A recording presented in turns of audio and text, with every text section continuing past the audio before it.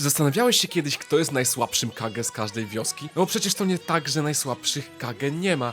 Nie pojawiają się oni praktycznie w zestawieniach, bo ciągle widzimy te najsilniejsze jutsu tych najsilniejszych Kage. Ale kto z najlepszych shinobi z każdej wioski jest najsłabszy?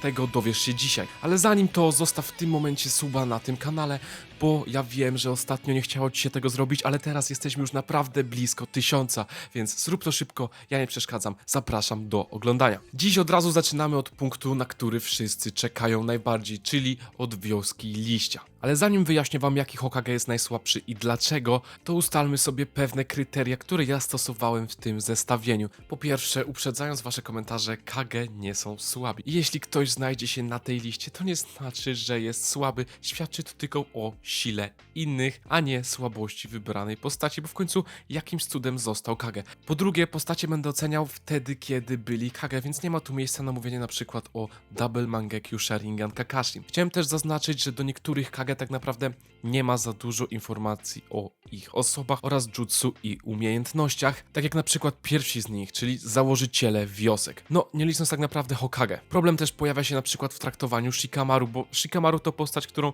nie wiem, czy traktować jako prawidłowego, prawdziwego Hokage, bo Shikamaru tym Hokage jeszcze nie jest i nie jest on tym prawowitym Hokage. Jest on Hokage tymczasowym, jak na przykład Danzo w Shippudenie i dlatego nie będzie on brany pod uwagę. Skoro to sobie już wyjaśniliśmy, zacznijmy na początku od wioski liścia, czyli jak wiadomo od Hokage. Hokage było całkiem sporo i nawet nie licząc Shikamaru mamy aż 7 osób. Jest to dużo, tym bardziej, że w innych wioskach takie liczby się raczej nie zdarzają. Jest tak oczywiście przez historię wioski liścia oraz częste zmiany na tym stanowisku, tym bardziej zaczęte po śmierci trzeciego. W wiosce liścia w gronie Kage znajdują się 3 osoby, które kandydowałyby na miano najsłabszej. Czwarty na tej liście jest tak naprawdę Shikamaru, ale tak jak mówiłem, jego nie uwzględniamy. Oczywiście jedną z tych 3 osób jest Hiruzen, czyli trzeci Hokage i myślę, że liczę ją bardziej dlatego, aby zaspokoić ciekawość niektórych osób, bo niektórzy go nie doceniają i pomimo tego wydaje mi się, że Hiruzen jest na tyle silny, że nawet mimo tego, że mamy go pokazanego daleko poza swoim prime'em, to jest na tyle silny w tym czasie, kiedy jest Hokage, że szanse na to, że on zajmie miejsce najsłabszego są zwyczajnie zerowe. Następną osobą, którą rozważam, jest Tsunade. No i fanom Kakashiego zacierają się już ręce. Najśmieszniejsze jest chyba to, że ja jestem jedną z tych osób. W każdym razie Kakashiego też tutaj nie może zabraknąć. No i jest to ciężka decyzja pomiędzy tą dwójką. Osoby, które oglądały mój ranking Hokage, już pewnie wiedzą, czego się spodziewać, ale nie jest to też takie oczywiste, bo wiadomo, że na przestrzeni czasu niektóre też moje decyzje i przekonania się zmieniają, no ale na nieszczęście Kakashiego moje zdanie w tym momencie pozostaje niezmienione i ja dalej uważam, że Kakashi, kiedy był Hokage, był po prostu najsłabszy. Ja rozumiem wszystkie osoby, które chciałyby ze mną teraz polemizować, no macie do tego prawo i podstawy, ale niestety Tsunade nawet po tym, jak już nie była Hokage, a wiadomo, była wtedy dość silna, bo choćby była w stanie gromadzić czakrę w pięści, aby kilkukrotnie wzmocnić uderzenia. Warto zaznaczyć, że nauczyła ona tej umiejętności Sakurę i Sakura wtedy stała się najsilniejszym ninja na świecie. Tym bardziej, że właśnie Kakashi po Wielkiej Wojnie został straszliwie osłabiony. Zabrano mu wszystkie główne skille. Przede wszystkim traci on Sharingana, traci możliwość używania Raikiri, bo nie jest on w stanie go skutecznie używać, skoro nie ma Sharingana. Te dwie techniki tak po prostu ze sobą współgrają. I ja wiem, że po stracie niebieskiej błyskawicy tworzy on fioletową, aby móc dalej konkurować w walce z innymi, ale bez Sharingana to już zdecydowanie nie jest ta siła. I po wojnie, jeśli chodzi o siłę, przegrywa w pojedynku z Tsunade. Także sorry Kakashi, przepraszam wszystkich fanów, przepraszam siebie, ale moje zdanie jest dalej niezmienione. Hatake Kakashi najsłabszym Kage wioski liścia. Druga w kolejce jest wioska kamienia i w wiosce kamienia nie mamy już aż tylu kandydatów, bo jest ich tylko 4. Wybór więc jest trochę ograniczony. Jeśli mam być szczery, patrząc na wszystkie te postacie, najsłabszą wydaje się wnuczka trzeciego Tsuchikage, czyli Kurotsuchi. Dlaczego podjąłem taką decyzję? Spójrzmy po kolei na resztę postaci. Wiem, że na temat pierwszych i drugich Kage jest mało informacji. Dopowiadanie sobie do historii może być ryzykowne, ryzykowne, ale myślę, że bezpiecznie można założyć, że pierwszy z Kage nigdy nie będzie najsłabszy z całej ich grupy. Dlaczego? Pierwsi Kage byli naprawdę najsilniejszymi ninja i nie było takich osób, które mogłyby tych Kage pokonać.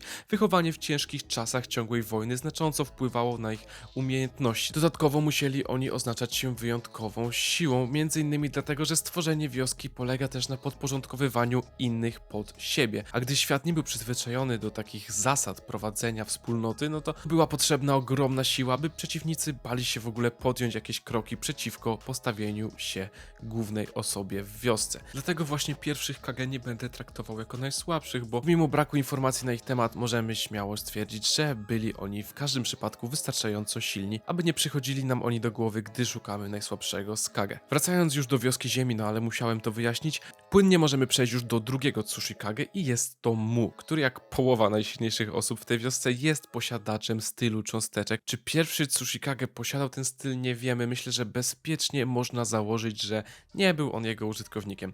Wiemy za to, że jest to jedna z najsilniejszych technik w wiosce kamienia i ogólnie w Naruto, no bo wyobraźcie sobie, że możecie zniszczyć dosłownie wszystko, ponieważ rozkruszacie całą określoną przez was przestrzeń na atomy. To jest naprawdę silna umiejętność. Przejdźmy sobie jednak dalej i tu również spotykamy użytkownika Keke Tota, czyli trzeciego Tsushikage. Jest to oczywiście Onoki. No i mimo tego, że jest on starym dziadem, no to jak wiadomo nie zostawał Kage, kiedy był starym dziadem, plus ma on dwie najważniejsze umiejętności. Umie on latać i umie on styl cząsteczek. Nie ma o czym więcej gadać, bo latanie jest tak silną umiejętnością w uniwersum Naruto, tak samo jak styl cząsteczek. Porównując to do Kurotsuchi, ona tego stylu nie umie, a warto zaznaczyć, że nie jest to styl wyjątkowy, nie trzeba mieć specjalnej linii krwi, aby móc go używać. Wystarczy się go nauczyć i choć nie jest to łatwe, to wiemy, że to jest możliwe, bo Mu przekazał go Onokiemu poprzez właśnie nauczenie go tego stylu. No, Kurotsuchi nie nauczyła się go lub nie miała takiej możliwości, tak czy siak Keke Tota automatycznie pokazuje, że jest ona najsłabsza z tej czwórki. No, wydaje mi się, że jako wnuczka trzeciego ktoś taki jak on powinien umieć używać stylu pyłu, ale jest też ona trochę poszkodowana przez to, że historia w Boruto nie skupia się za bardzo na tych pobocznych wioskach, więc one na tym tracą i te wioski, w których działy się kiedyś te najgłówniejsze elementy fabuły, są trochę wypierane na rzecz mniej istotnych wydarzeń, no i jest to też powód, dla którego nowszych Hokage jest łatwiej ustawiać jako słabszych, ale w tym przypadku myślę, że dosyć jasno pokazałem, że Kurotsuchi jako czwarty Tsushikage zasługuje na bycie najsłabszym z tej czwórki, a więc Kurotsuchi najsłabszym Tsushikage wioski kamienia. No i lecimy sobie teraz do ukrytej wioski mgły, w której najważniejszą osobą jest oczywiście Mizukage. Ale który z nich jest najsłabszy? Zacznijmy jak zawsze od pierwszego Mizukage. No nie będę tutaj za dużo mówił, bo jak już wcześniej wyjaśniałem, potraktujemy go jako na tyle silnego, żeby na spokojnie nie umieszczać go w tym rankingu. Drugi Mizukage to Gengetsu. No i tutaj sytuacja robi się już dużo ciekawsza, bo mamy też dużo więcej informacji na temat następnych Mizukage, tak jak w przypadku Hokage. Powiedziałbym, że jest on chyba jednym z silniejszych Mizukage, bo jak wiemy ma on po pierwsze technikę klona, który może wybuchać w nieskończoność. No, działa on tak, że jest stworzony z pary wodnej, pokryty olejem. Jak się rusza, para wodna się rozszerza dzięki temu olejowi, przez to on wybucha. Gdy wybucha, to podgrzane powietrze trafia do atmosfery, w atmosferze się schładza, przez co powstaje grad, a grad padający na ziemię schładza tego klona, który znowu może eksplodować. To tak nawiasem mówiąc, jakbyście nie pamiętali jak on działa, bo myślę, że niewiele w ogóle osób pamięta, że Gengetsu w Shippudenie miał takiego klona. No i dzięki temu, że ten klon tworzy się w nieskończoność i ciągle wybucha, jest on niesamowicie silny. Ma też on oczywiście olbrzymiego małża, którego wszyscy chyba najbardziej zapamiętaliśmy z Shippudena. No i kiedy używa on go do techniki przywołania, otwierając tego małża, czy po prostu używając jego umiejętności, uwalnia on mgłę, która działa jak genjutsu. Dzięki temu jest on w stanie się w niej na przykład schować. Ukrywa ona też położenie małża oraz drugiego Mizukage, no i dlatego uważam, że jest on na tyle silny, że nie ma po prostu szans, żeby znalazł się obok najsłabszych Kage. Zaraz potem mamy trzeciego Mizukage. Problem jest w tym, że nie wiemy o nim praktycznie nic. Był on na pierwszym szczycie Kage, więc zakładam, że jest on silny. To było też pierwsze pokolenie Shinobi, czyli jedno z najsilniejszych. Wiadomo, nie był on pierwszym Mizukage, ale był obecny w tym pokoleniu. Wydaje się on bardzo silny, po śmierci drugiego od razu zostaje trzecim, no co ma sens. Jego problem pojawia się też w tym, że Jagura, który później rządził wioską jako czwarty Mizukage, bardzo ją zniesławił i nie słyszymy tak naprawdę o żadnych dokonaniach trzeciego, ani jak wioska prosperowała podczas jego rządów. Jest on też trochę zapomniany przez Kishimoto, no sami widzicie, że nie mogę go nazywać imieniem, bo jego imienia nie ma nigdzie podanego. Musimy nazywać trzeciego Mizukage trzecim Mizukage. Również z braku informacji mam problem z umieszczeniem go wysoko, jeśli chodzi na przykład o siłę, ale nie wydaje mi się też, żeby był on słaby, tym bardziej, że widzimy go jako ochroniarza pierwszego Mizukage, więc nie uważam, że jest on najsłabszy. Choć może być to kontrowersyjna opinia, jestem tego świadomy, ale potrafię znaleźć słabszego Kage w wiosce ukrytej mgły. I zahaczając jeszcze o to, że był on ochroniarzem pierwszego Mizukage, no to tam były w większości same silne osoby, takie na przykład jak chociażby Tobirama, który był ochroniarzem pierwszego Hokage, więc wydaje mi się, że jest to wystarczająco dobry dowód, żeby stwierdzić, że nie jest on najsłabszy. Czwarty jest Jagura, który jak wiemy był Jinchurikim 3 ogoniastego. No i on oczywiście był bardzo silny. Zresztą Jagura znany z tego, że jego panowanie było bardzo krwawe. Oczywiście był on też kontrolowany i manipulowany przez Tobiego, ale część tych zbrodni popełniał jeszcze zanim Tobi go kontrolował, więc ja rozumiem, że nie można go do końca oceniać za te decyzje, które podejmował, ale na pewno zdecydowanie można go ocenić za siłę. A miał on bardzo dobrą kontrolę nad Trzyogoniastym, więc na tę listę nie nadaje się on w ogóle. No, jak wiemy, zabił on też partnera Itachiego, czyli Juzo. Z tych powodów nie nadaje się on na miano najsłabszego Kage w tej wiosce. Następna w kolejce jest Mei Tarumi, która ma bardzo dobre jutsu. No bo trzeba przyznać, że ma ona niezłe Keke Genkai, którym jest uwolnienie lawy i które jest bardzo silne. Potrafi ona też uwolnić ogromne ilości wody, jak na ninja z ukrytej mgły przystało. Używa ona też tego samego jutsu, które widzimy na przykład u Zabuzy na początku, kiedy Zabuza walczy z Kakashim na moście. Używa on wtedy jutsu mgły, zresztą używał go też wcześniej, ale tworzy on wtedy mgłę i jak najbardziej Mei była w stanie jej użyć. Najbardziej znana jest oczywiście z plucia lawą, które rozpuszczało. Ono było chyba w stanie rozpuścić nawet Susanoo Madary, więc siła jej technik myślę, że pokazuje jasno. Jest ona silna. Pytanie, czy wystarczająco silna, żeby nie być najsłabszym Mizukage i pokonać Chojuro w tym zestawieniu? Nad tym się zastanawiam, no bo z drugiej strony mamy właśnie Chojuro, który pokazuje się chociażby podczas walki z Kinshikim, no i robi on to z Kurotsuchi, ale ona wtedy wydaje się w ogóle silniejsza od niego, a Chojuro w tej walce nie błyszczy, zresztą nie pokazuje nam też on niczego ciekawego przez całego Shippudena. Ja przyznaję, że po Shippudenie czułem nawet do niego taki szacunek, że jest on jednak jednym z 7 mistrzów miecza, których zostało już niewiele, więc wydaje się z automatu, z tyłu głowy, że on powinien być bardzo silny, mimo tego, że przez resztę Shippudena jest niepozorną postacią, to wydaje się jakby miał on jakąś ukrytą moc, jakby był dużo silniejszy niż jest naprawdę, no ale po pierwsze no nie pokazuje nam on żadnej ukrytej mocy, ale jest on po prostu w tych starciach jakiś taki mierny i wydaje mi się, że jest jednym ze słabszych Kage w ogóle w historii, czego nie powiedziałbym przed robieniem researchu do tego odcinka. W Shippudenie tak naprawdę macha sobie mieczem przed białymi Zetsu i pokonuje ich parę, no nie jest to zbyt duże osiągnięcie, tym bardziej jeśli mówimy o Kage.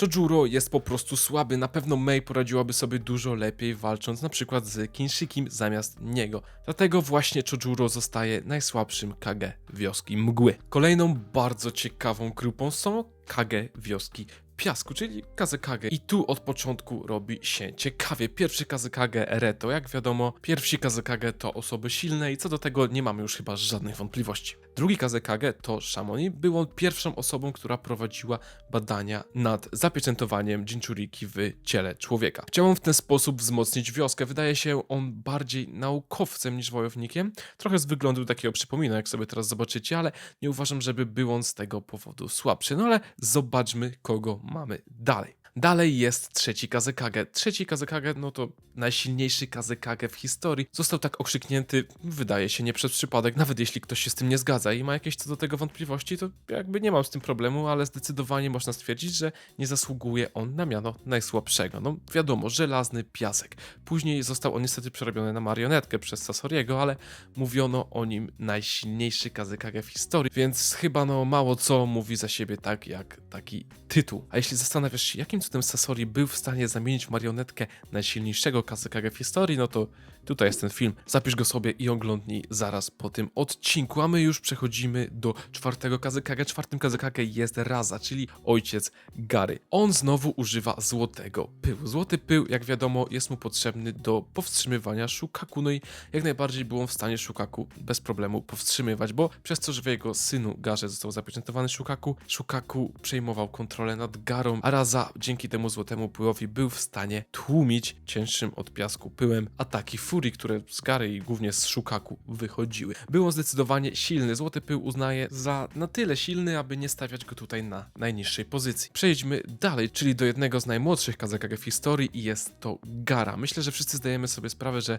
pomimo tego, że nie miał on specjalnego piasku, tylko zwykły, jest on na tyle silny, żeby pokonać drugiego Kazekage. Przynajmniej tak mi się wydaje. Gara jako Jinchuriki jest w stanie używać niesamowitej ilości piasku. Jest on również na tyle silny, aby podczas na przykład Wielkiej Wojny Ninja walczyć na równi ze swoim ojcem, który używa właśnie cięższego złotego pyłu, więc jak najbardziej Gara zasługuje na to, żeby nie być najsłabszym w tym zestawieniu. Dobrze chronił wioskę i wydaje się, że jest on silniejszy od drugiego, o którym nie wiemy zresztą za dużo, ale myślę, że śmiało można założyć, że drugi Kazekage był po prostu słabszy od reszty. Spytacie pewnie dlaczego? No, nie dlatego, że był słaby. Wydaje się po prostu, że umiejętności innych były silniejsze od niego. Gdzieś wyczytałem, że Shamon umiał używać magnetyzmu, co było już silną umiejętnością. Badał on też użycie Jinchuriki, tak jak wspomniałem wcześniej, dzięki temu chciał zapewnić wiosce silniejszą pozycję. Był bardzo dobry w używaniu marionetek i podczas jego rządów ta popularność marionetek się zwiększyła.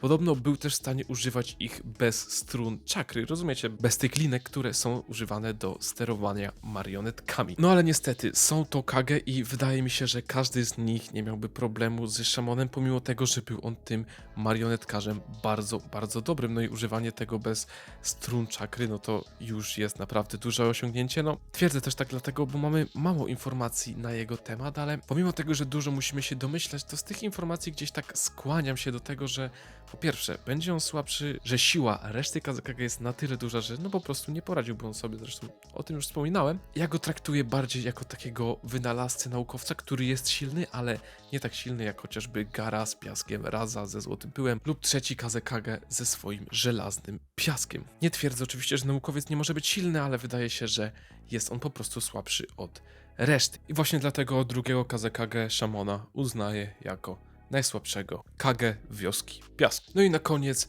wioska ukrytej chmury, czyli Raikage. Zaczynamy od razu. Pierwszym jest Ei, no i jak wiadomo na pewno będzie silny, to już wyjaśniliśmy. Drugim Kage jest oczywiście Ei i też uznajemy go za silnego, ale nie wiemy o nim za dużo. Nie wiem, czy na podstawie tego nie warto go już powoli kwalifikować jako tego, który mógłby być tym najsłabszym z Raikage, ale przejdźmy do trzeciego, no i trzecim oczywiście jest Ei. No i jest on uznawany za najlepszego, najsilniejszego Raikage, jakiego kiedykolwiek posiadała wioska. Co tak jak w przypadku trzeciego Kazekage mówi, no samo za siebie. No i czwarty Raikage, czyli już się domyślicie jak ma na imię, chodzi oczywiście o Ei. Jego znamy już bardzo dobrze z Shippudena. No i wiemy, że jest on silny, używa on żywiołu błyskawicy, zresztą używają ją często właśnie Kage z wioski chmury, zwiększają dzięki temu swoją prędkość. Robi to przede wszystkim Ei, ale chodzi mi bardziej o trzeciego Raikage, z tego jest najbardziej słynny. Robi to przede wszystkim czwarty, który jest z tego równie słynny, ale już nie był aż tak szybki jak trzeci. Tych dwóch Raikage mamy najlepiej opisanych. Wracając jeszcze do drugiego. Nie mamy za dużo informacji na jego temat, ale tak samo jak trzeci Mizukage wydaje się silny, ponieważ podczas pierwszego szczytu Kage stał za plecami pierwszego Raikage i w przeciwieństwie do trzeciego Mizukage nie ma nikogo silniejszego przed nim i dlatego zostaje on od razu drugim Raikage. Podsumowując, drugi Raikage jest silny i działa to tak samo jak w przypadku trzeciego Mizukage, czy jak w przypadku choćby Tobiramy, bo większość osób, które było ochroniarzami na pierwszym szczycie Kage, to w większości bardzo silni ninja. Tyle silni, że wydaje mi się, że nie powinni być w tym rankingu najsłabsi. Trzeciego i czwartego znamy z Shippudena i wiemy, że byli oni zdecydowanie silniejsi od kogo? Od Daruya. I dlaczego Daruy zostaje tym najsłabszym? No, między innymi nie pokazuje on jakiejś strasznej siły na tle innych Raikage, bo to jest bardzo ważne zdanie w tym kontekście, wydaje mi się, że jest on głównie słabszy od trzeciego i czwartego właśnie, a tak w ogóle to nie są słaby i wydaje się on dużo silniejszy chociażby od Chojuro, po prostu ma bardzo dużą konkurencję na tym miejscu. Ma bardzo silnych poprzedników. Daru jest według mnie najsłabszym z Raikage, ale nie dlatego, że nie pokazuje nam swojej siły, bo przecież ma czarną błyskawicę, jest w stanie używać dużych i silnych technik błyskawicy, jest też dobry w używaniu technik wody i dobrze posługuje się bronią. Z czarnej błyskawicy uzyskuje panterę, która jest w stanie przechodzić przez wrogów, z tego powodu nie wydaje się on aż tak słaby jak choćby Chojuro, czyli najsłabszy Kage wioski mgły. Ale jeśli chodzi o wszystkich Raikage i zestawienie ich poziomu umiejętności, to Daru wydaje się po prostu z nich wszystkich najsłabszy, ale podsumowując trochę ten ranking, Daru jest najsilniejszym z najsłabszych Kage, przynajmniej tak mi się wydaje. Jeśli chcielibyście zobaczyć tier listę, kto jest najsilniejszy, a kto dokładnie najsłabszy z najsłabszych Kage, to napiszcie w komentarzu, a ja na ten temat przygotuję pewnie jakiegoś shorta. Po lewej stronie ekranu pokazuje Ci się właśnie film, jak Sasori pokonał trzeciego Kazekage, czyli najsilniejszego Kazekage w historii, więc jeśli Cię to dalej ciekawi, klikaj w niego, zostaw łapkę w górę, zostaw suba na tym kanale, bo jak już wiesz, brakuje nam naprawdę niewiele, żeby osiągnąć to wymarzone 1000. Jeśli masz taką ochotę, możesz zacząć wspierać kanał, wtedy będziesz miał wcześniejszy dostęp do materiałów oraz będziesz wymieniony w każdym odcinku. A z mojej strony to dzisiaj było wszystko, mam nadzieję, że film się spodobał. Piszcie komentarze, co myślicie o tej liście. Ja na prawie wszystkie komentarze odpisuję, a wszystkie na pewno czytam, więc to by było na tyle z mojej strony. Cześć!